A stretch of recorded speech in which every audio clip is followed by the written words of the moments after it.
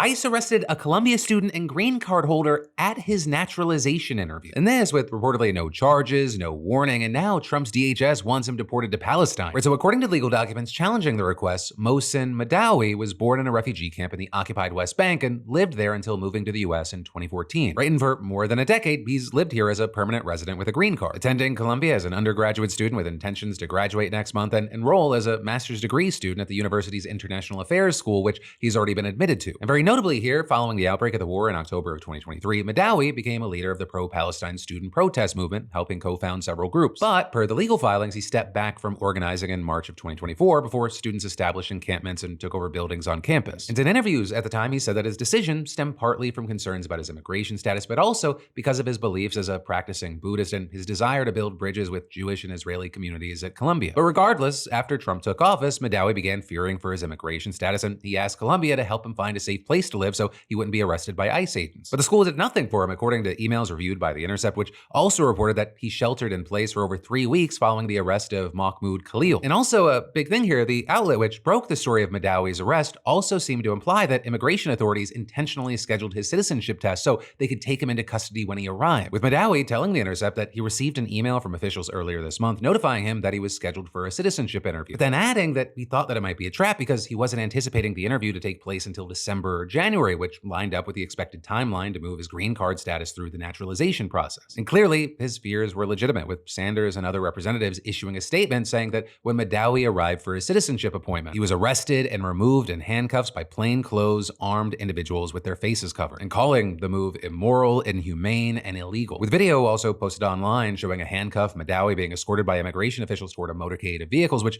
took him to an undisclosed location. And as we've seen with other similar arrests, it was not immediately clear where ICE had detained Madawi, leaving his family and lawyers scrambling to locate him. But follow to stay in the loop.